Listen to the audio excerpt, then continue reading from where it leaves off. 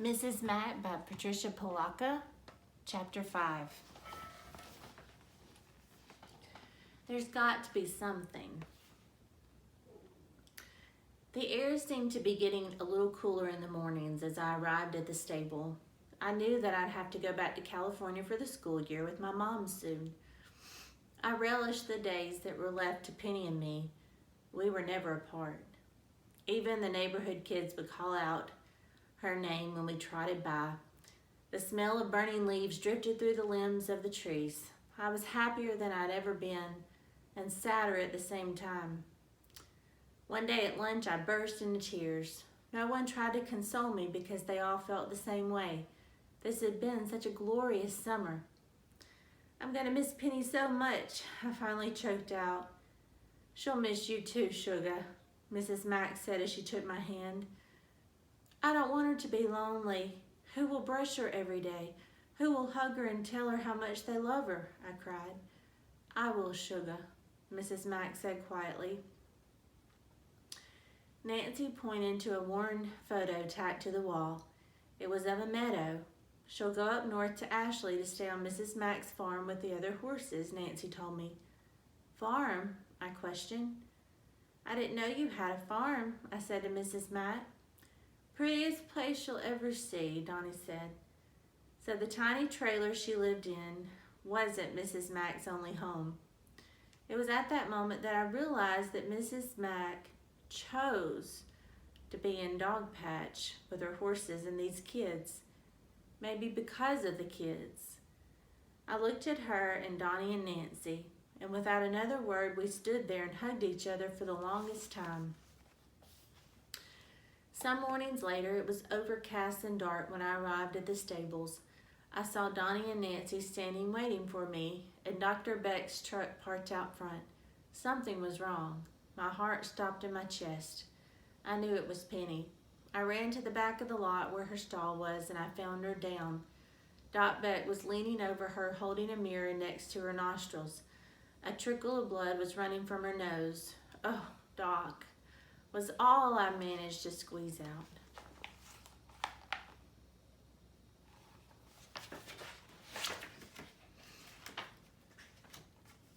He stroked her neck. "A viral infection of some kind, Pat. If we can't get her to her feet, it will most certainly go into pneumonia." "Oh no, please, please," were the only words that came to me. My heart was pounding. "This isn't good, Pat. When an animal this size lies down with an ailment like this, the lungs fill with body fluid, she'll drown in her own blood if we can't get her to her feet." I sank to my knees and pulled her head into my lap. Her only hope now was for us to somehow suspend her, so she could stand. Right now she can't support her own weight. "Then let's try to get her up. We have to," I screamed. "She needs a Springer sling," Doc Beck said thoughtfully. "We don't have one at the college. Doc Beck taught there. We could send to Ann Arbor, but that would take hours. We don't have that kind of time." "We have to try," I sobbed. "I'm sorry," Doc Beck said. "Pat, sugar," Miss Mack pleaded. Penny rattled as she struggled to breathe. Her lungs were already filling, and her eyes looked dim and full of pain. I watched Doc Beck fill a huge syringe. "She'll suffer otherwise, Pat," Donnie was saying through his own tears. Nancy rocked to her knees. I'm so sorry, Pat." I started sobbing so hard that drool fell in ribbons from my mouth. "Mrs. Mack," I said between sobs, "after, will you take her to the farm? Bury her there? Promise me."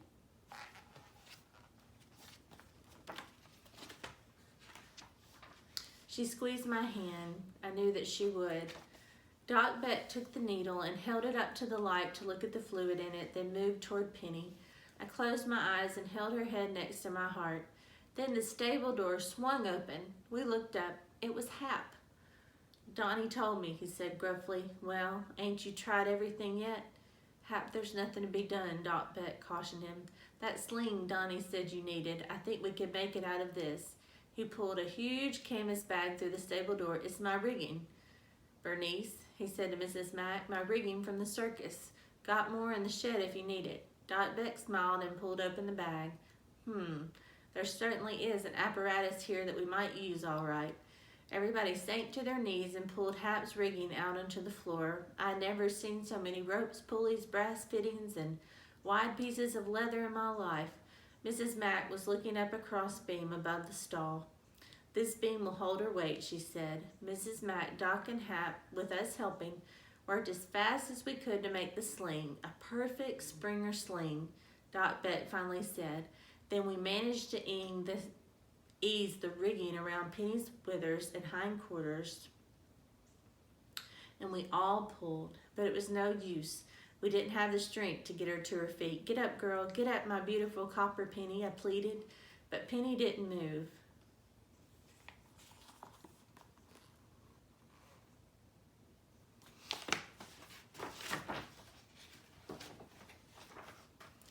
I stopped begging out loud. Instead, I thought as hard as I could. "Please, baby, please," I said in my heart. Penny's eyes found mine. Her ears stood up. She waffled. "There's my Penny baby girl," I kept saying in my head. She raised her head. She struggled and rolled, and with each roll, everyone pulled on the ropes.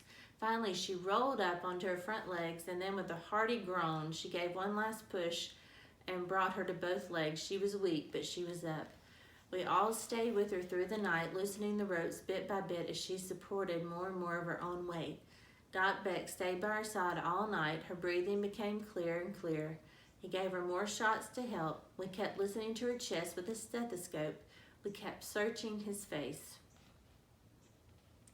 Near morning, he listened again. He snorted and puffed his cigar for a moment.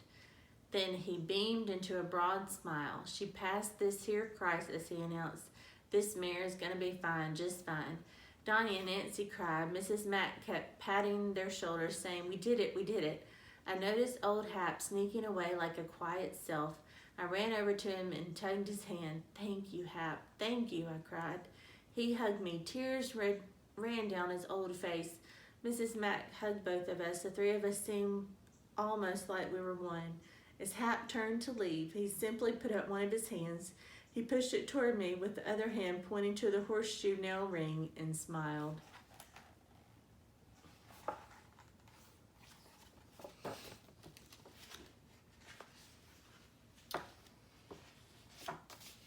The end. When that summer ended, I wept the bitterest tears of my life, only to shed tears of pure joy as I went back to the little stable every summer for the next 7 years. Dog Patch and the folks who were at the stable on the night of the crisis were changed after that summer. Old Hap was a new man. In time, he took a wife, the widow who lived across the street. He became known as a helpful, almost jolly neighbor there in Dog Patch. Donnie had his dream too, to be a veterinarian like Doc Beck. He went to veterinary school right there in Lansing. No one really knows who helped him, but we have a good idea. Donnie returned to Dog Patch long enough to marry Nancy. Then they moved down to Shelbyville, Tennessee. Mrs. Mack gave Penny to me to have for my very own that next summer, and I kept Penny at my dad's until I was 18 and went away to college. Then Dad returned Penny to Mrs. Mack and her farm in Ashley, Michigan. In the summer of my 26th year, I visited Mrs. Mack on that little farm with my 2 small children. She led us to the meadow where Penny stood. Penny turned and looked at me and waffled. She walked slowly toward me. Her muzzle was flecked with gray, but her eyes were still full of grace and intelligence.